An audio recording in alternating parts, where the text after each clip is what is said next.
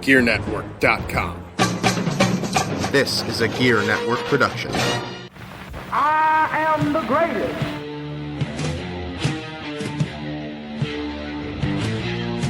The greatest.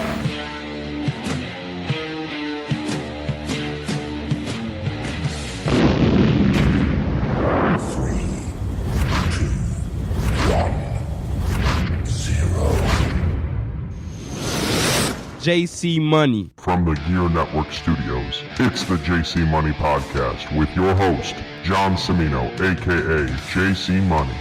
And now, here's John. And hello again, everybody. Welcome to the JC Money Podcast here on the Gear Radio Network. How's it going? My name is John Cimino, a.k.a. JC Money, here with you. And I want to say thank you, first of all, to everybody that has used GearNetwork.com/holiday for all of your shopping needs. We've had a very, very big month, a tremendously big month, and I can't thank you personally enough. If you have not used it, again, it's GearNetwork.com/holiday. Go ahead, shop for Halloween because you got a few more, you got like a week and some change left before the big day, the big Monday night, where people going to get candy and parents are going to eat it all and kids are going to be like, wow, what happened to all my candy? Sorry, kids, I'm letting you know right now. Matt, Marcus, Gian, and Emma, I'm probably going to eat all of those sweet tarts. So, I'm addicted to sweet tarts. I don't care. I also buy some sweet tarts, too, on GearNetwork.com/holiday or ShopGear.com. One of the two.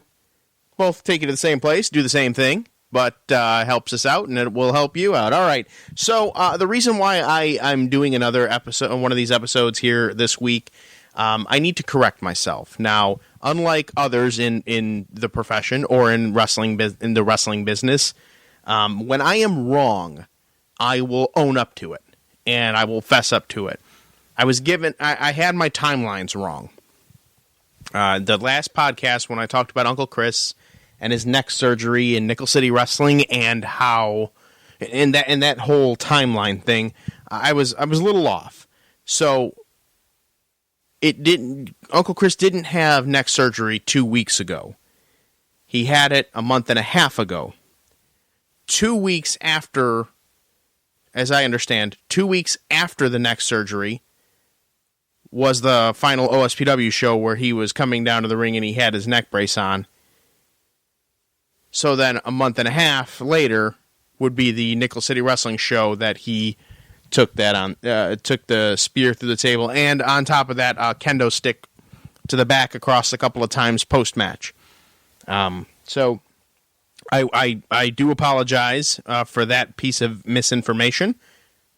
It was a month and a half ago was his neck surgery, not 2 weeks ago. So there's that. Now on to follow-up on that particular story.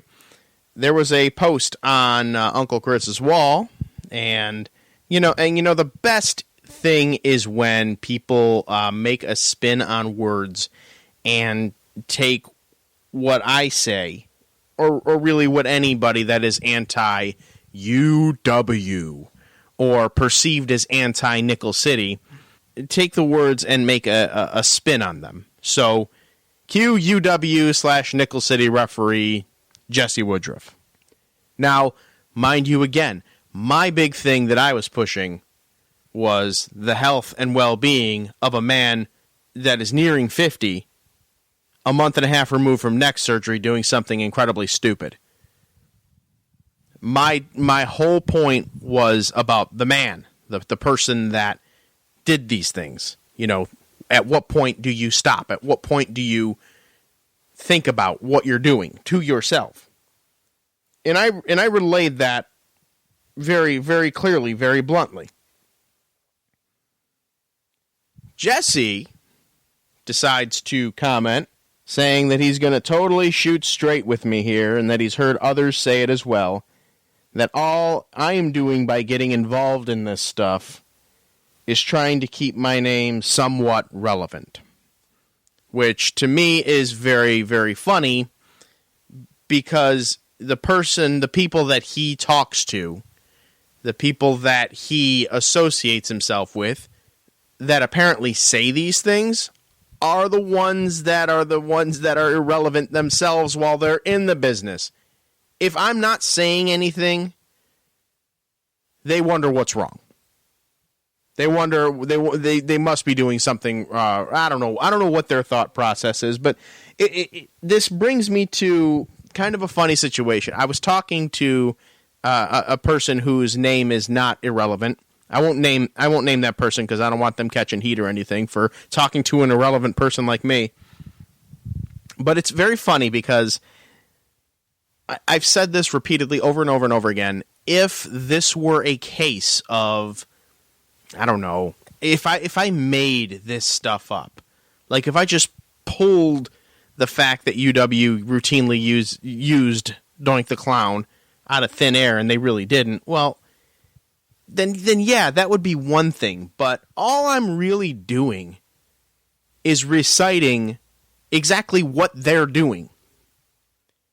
And they're reacting very negatively towards it. So I'll give you an example.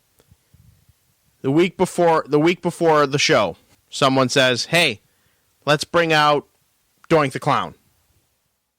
Oh, hey, great idea. Or let's dress up our two of our people as Batman and Robin. Oh, hey, great idea. That's a real good idea. That's really going to get over, bro. That's awesome, bro. We're going to get over with this, bro. Dude, it's going to be so funny. Crowd's going to pop, bro. And then it happens at the show. And then the next day I say, Jesus, whose bright idea was it to have somebody come out dressed as Batman and Robin? Who thought that? Who thought that would be good? Oh, fuck you, JC. You're an asshole. You're just mad because you weren't booked there. You're just mad because we didn't book you as the Joker. I mean, it's the funny realization, and it's not just me, but I'll use me as an example because it's exactly what I do. This type of stuff writes itself. Like Shindy Wrestling writes itself and then puts itself out there in the public eye, and all I do is recite what happened. And maybe it's just because of the tone. Maybe it's because of the fact that they got a reaction out of me that wasn't like, man, I can totally, you know what? I'll tell you something. That booking committee there at UW, they do real good, man. I respect their wrestling prowess for being able to put Batman and Robin out there or put Doink the Clown out there. No, they're not getting that. What they're getting is they're getting me reciting exactly what's on the website for all to view. And they get mad about that. Here's another one. Let's see this. Here's another example. Let's see. Day before the show. Hey, RJ, the ring announcer. Let's have you run around the ring and pump everybody up, okay? And then kind of, get in the ring and work the crowd and get them involved, right? Get them involved. Yeah, it's a great idea. Yeah, because most ring announcers just stand there, right? No, this guy's going to be fired up, full of energy. He's going to run around, right? Run around, get everybody pumped up. Keep the crowd engaged. Then they put out a video of the Shotgun Jackson versus PJ Hansen match where he does that thing, and I said, who the hell told the ring announcer to run around the ring? Why would he be doing that? Why is the ring announcer working the crowd?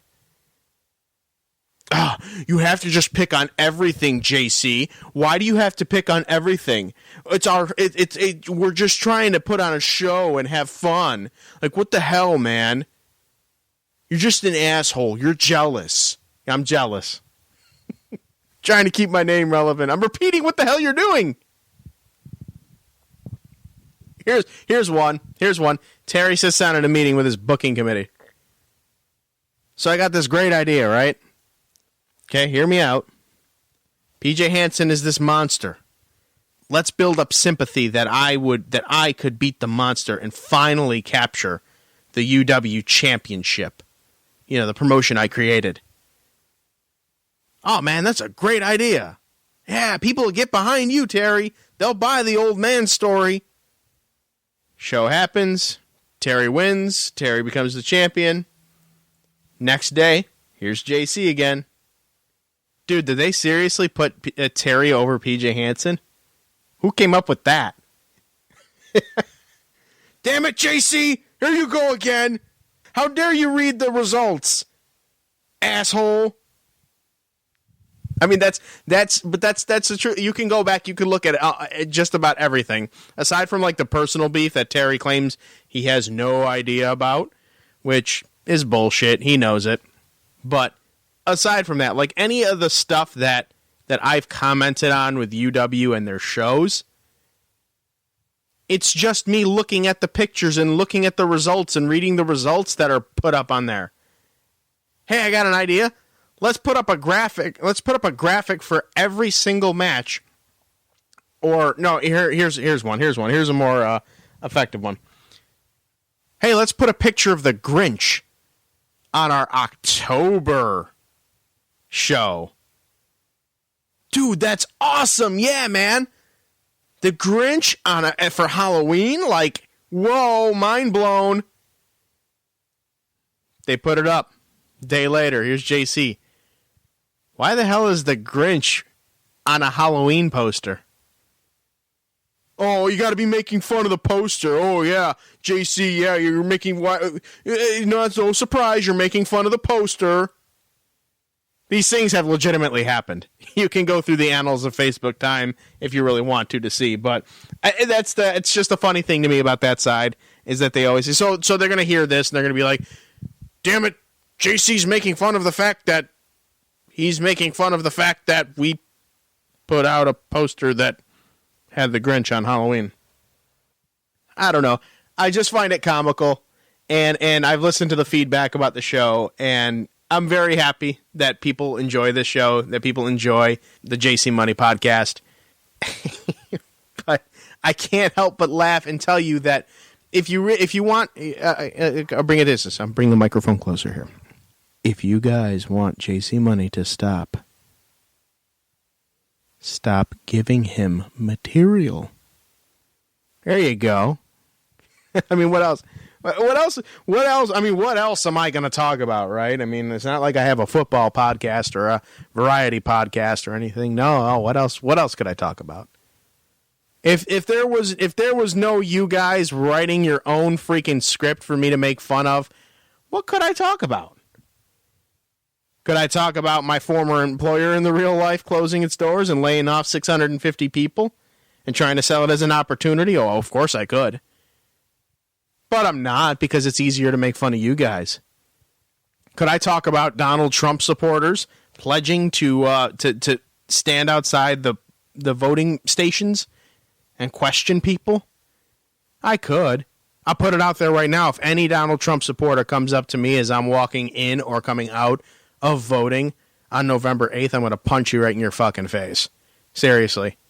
I will look at you as you question me about who I voted for in your stupid Donald Trump t-shirt, voting for a guy who totally would have nothing to do with your kind. But I would look at you and I would picture every UW thing that I make fun of, right? All the Batmans, all the Robins, all the Doink the Clowns, all the shindy-tastic things that they do, all the Carney stuff that happened, all the personal stuff that Terry did, all the friends lost, Broham, all of that. And then I would look at you, and as you look at me and say, hey, you vote for Donald Trump, I'd punch you right in your goddamn face, man. So, and you know what? Donald Trump supporters is encouraging one another to go ahead and do that. I'm encouraging anti-Trump supporters to take liberties into your own hands. I'm sure that's what the higher-ups in the government want anyways, but what the fuck? Seriously, I am not one to be fucked with, especially on Election Day. So if a Trump supporter comes up to me and tries to tell me who to vote for or tries to, do whatever, I mean, the police will be there quick anyways, but before they do that, I'm going to knock him across his fucking jaw and knock him out. Because that's how I roll.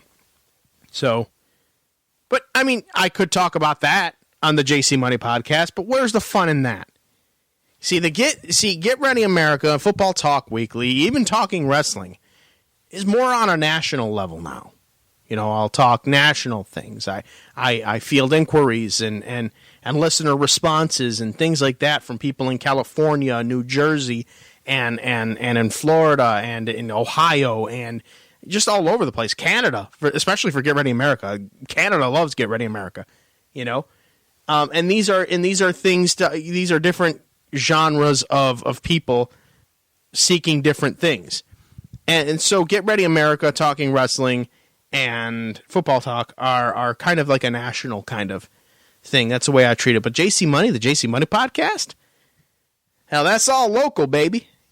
This is where I get to be, quote unquote, at home, which is going to be cool because come November 18th, I'm planning on going to IWF anyways and snagging some interviews either for Talking Wrestling or the JC Money podcast.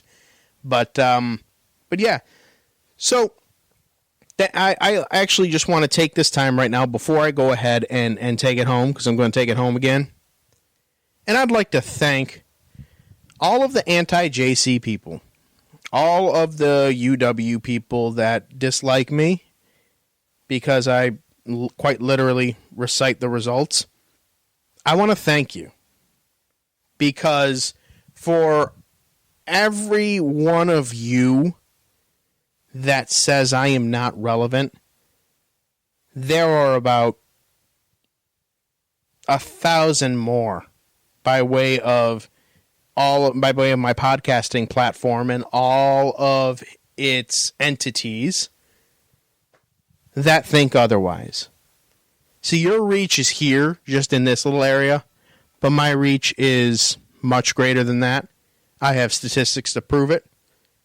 And basically, suck a dick. All right. This has been the JC Money Podcast. I appreciate y'all listening as always. Keep it local. Keep it humble. ShopGearNetwork.com/holiday for the holiday season, or ShopGear.com, or GearNetwork.com, or GearNetwork.mobapp.at, and shop on there. It's very easy. It's a free app. I don't plug that enough, but whatever. So again, thank you for tuning in, and we will be back soon. I don't know, JC Money Podcast is kind of unorthodox, but when I do, you will be the first to know, because I'll just post it. There you are, babies. All right, have a good one. So long, everybody. Good night now.